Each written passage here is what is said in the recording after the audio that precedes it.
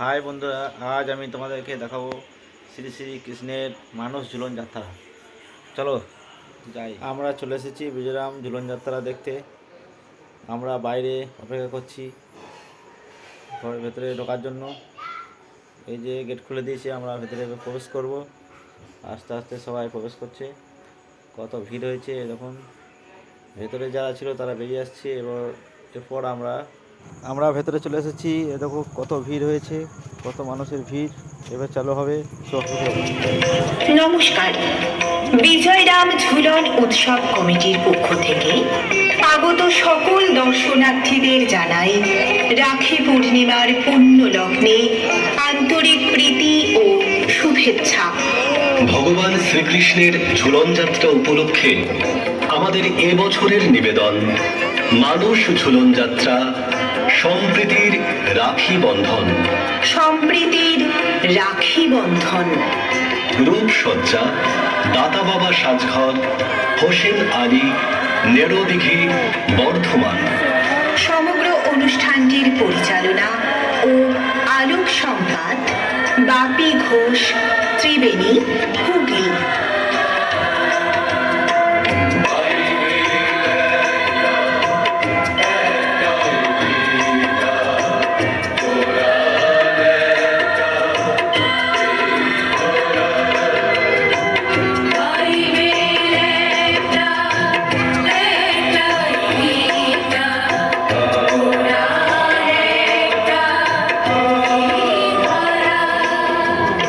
মানুষ ঐতিহাসিক কারণে যে কোনো ধর্ম বা সম্প্রদায়ভুক্ত, কিন্তু মানুষ যখন নিজের ধর্মকে সর্বশ্রেষ্ঠ জ্ঞান করে এবং অন্য ধর্মের প্রতি অন্ধ বিদ্বেষ বা অবজ্ঞার মনোভাব প্রকাশ করে, তখন তা সাম্প্রদায়িকতার বীজ বপন করে।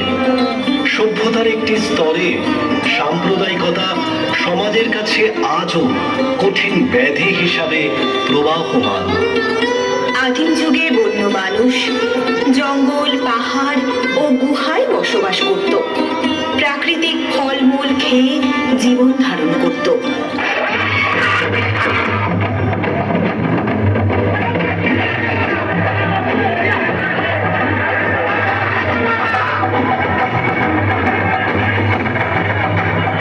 পরবর্তী সময়ে বেঁচে থাকার প্রয়োজনে ও হিংস্র প্রাণীর আক্রমণ থেকে রক্ষা পেতে দলবদ্ধ হয়ে গঠিত করে ঐক্য, বন্ধুত্ব ও সংঘবদ্ধতার সমাজ। আদিম সভ্যতার শ্রেষ্ঠ আবিষ্কার আগুন। সেই আগুন দিয়ে পশুপক্ষীর মাংস পুড়িয়ে সেই মাংস খেয়ে তারা জীবন ধারণ করত।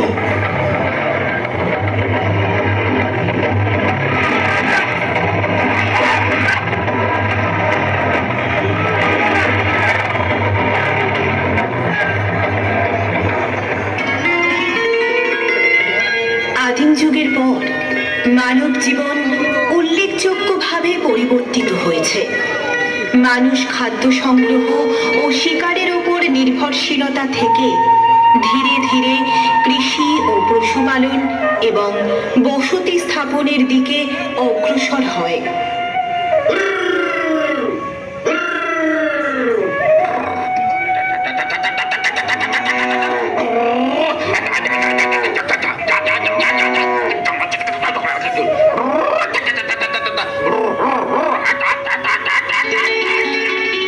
এইভাবে সামাজিক সম্পর্ক, রীতিনীতি এবং সংস্কৃতির বিকাশ ঘটে। কারিগরি উন্নতি, জ্ঞান ও বিজ্ঞানের প্রসার, রাজনৈতিক ও অর্থনৈতিক ব্যবস্থা ও সভ্যতার বিকাশ ঘটে। এভাবে কয়েক যুগ অতিবাহিত হবার পর এদেশে প্রবেশ করে যাযাবর আর্যরা। তারপর শক, হুন, পাঠান, মোগলরা। প্রত্যেকে তারা তাদের ক্ষমতা কায়েম করে।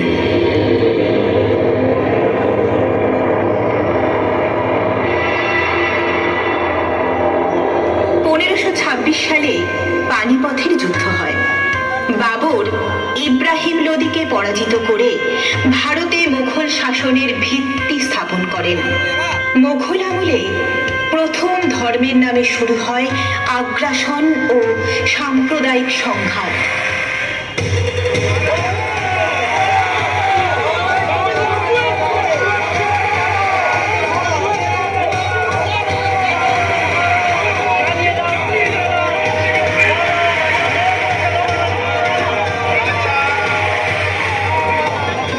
সেই কারণে আমাদের প্রাণের কবি রবীন্দ্রনাথ ঠাকুরের অমর লেখনী হেথায় আর্য, হেথা অনার্য, হেথায় দ্রাবিড় চীন, সব হুন্দল পাঠান মুঘল এক দেহে হলো লীন।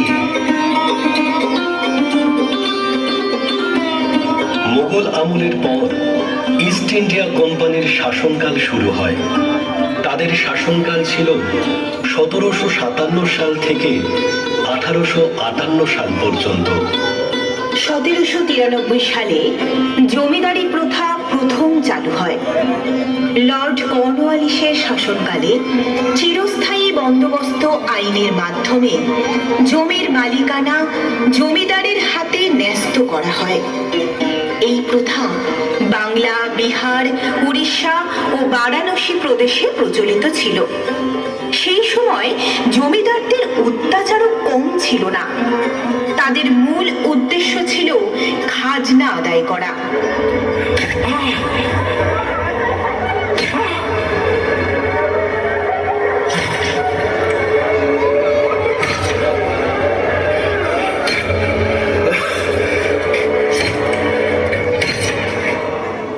1858 সাল থেকে 1947 সাল পর্যন্ত চলে এদেশে ব্রিটিশ শাসনকাল।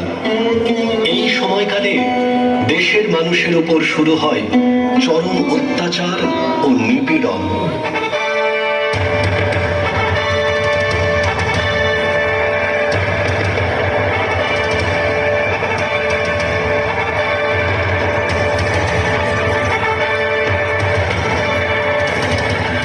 তার মধ্যে 1905 সালে লর্ড কার্জন বাংলা প্রদেশকে দুটি ভাগে ভাগ করেন। এই বঙ্গভঙ্গ করার মূল কারণ ছিল জাতীয়তাবাদী আন্দোলনকে দুর্বল করা এবং হিন্দু মুসলিম বিভেদ সৃষ্টি করা। 1905 সালে বঙ্গভঙ্গ ঘোষণার পর বাংলা সহ ভারতের বিভিন্ন অংশে তীব্র আন্দোলন শুরু হয়।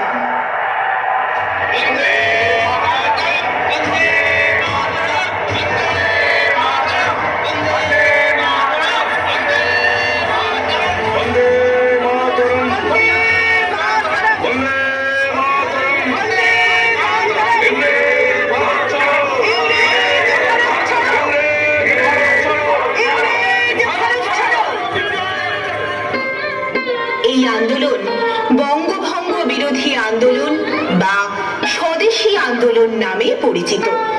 এই বঙ্গভঙ্গের প্রতিবাদে রবীন্দ্রনাথ ঠাকুর রাখি বন্ধন অনুষ্ঠানের প্রচলন করেন। রবীন্দ্রনাথ ঠাকুর রাখি বন্ধনকে হিন্দু ও মুসলিম সম্প্রদায়ের মধ্যে সাম্প্রদায়িক সম্প্রীতি রক্ষার একটি শক্তিশালী প্রতীক হিসেবে ব্যবহার করেছিলেন। বাংলার মাটি, বাংলার জল, বাংলার বায়ু, বাংলার ফল, পূর্ণ হোক, পূর্ণ হোক, পূর্ণ হোক হে ভগবান। বাংলার মাটি, বাংলার জল, বাংলার বায়ু, বাংলার ফল, পূর্ণ হোক, পূর্ণ হোক, পূর্ণ হোক। হিন্দু ও মুসলিম উভয় সম্প্রদায় একে অপরের হাতে রাখি পরিয়ে ঐতিহ্যবাহী উৎসবকে ব্রিটিশ বিভাজন নীতির বিরুদ্ধে এক সম্মিলিত প্রতিবাদী ভাষার রূপ দেন। 1937 সালে ভারত শাসন আইনের মাধ্যমে মুসলমানদের জন্য পৃথক নির্বাচক মণ্ডলীর ব্যবস্থা করা হয়, যা সাম্প্রদায়িকতাকে আরো উৎসাহিত করে।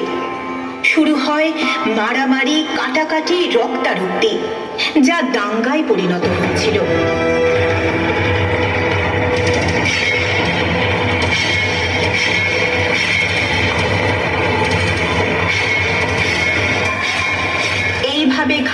প্রতিঘাত ও অন্যায় অত্যাচারের বিরুদ্ধে কিছু তরতাজা যুবক স্বপ্ন দেখে স্বাধীনতার। জাতি ধর্ম নির্বিশেষে সকলে কাঁধে কাঁধ মিলিয়ে স্বদেশী আন্দোলনে মিলিত হন।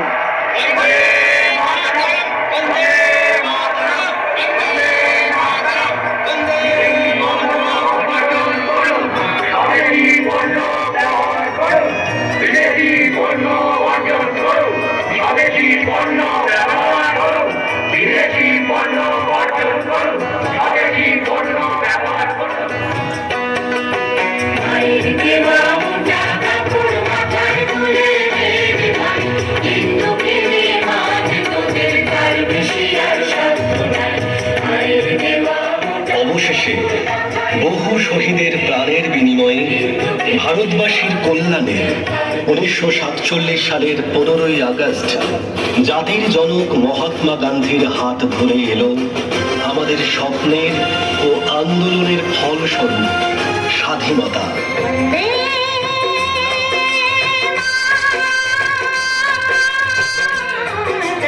সাম্প্রদায়িকতা সমাজের জন্য ক্ষতিকর। এর ফলে অশান্তি, অবিশ্বাস ও ঘৃণার জন্ম হয়। ফলস্বরূপ উন্নয়ন ব্যাহত হয়। আসুন শ্রাবণ মাসের রাখি পূর্ণিমার পুণ্য লগ্নে জাতি ধর্ম বর্ণ নির্বিশেষে একে অপরের হাতে রাখি পরিয়ে, বোন ভাইদের হাতে রাখি পরিয়ে, হিন্দু মুসলিমের হাতে ও মুসলিম হিন্দুর হাতে রাখি পরিয়ে রবীন্দ্রনাথ ঠাকুরের অমর সৃষ্টিকে সম্মান জানাই। ধন্যবাদ।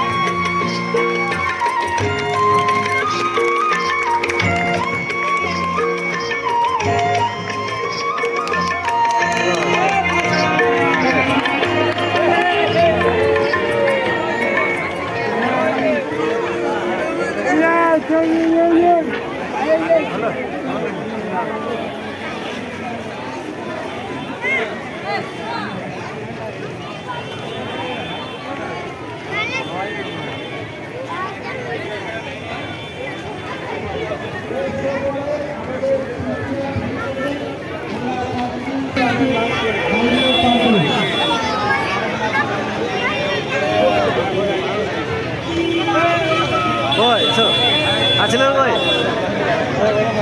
হ্যাঁ কই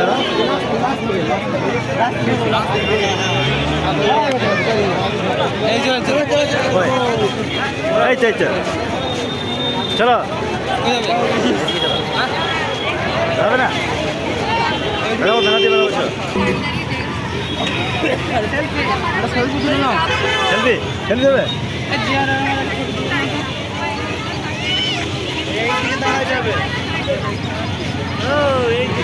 এদিক থেকে ভিডিও যদি তোমাদের ভালো লাগে অবশ্যই লাইক কমেন্ট শেয়ার করে আমার পাশে থাকবে। Thank you, by.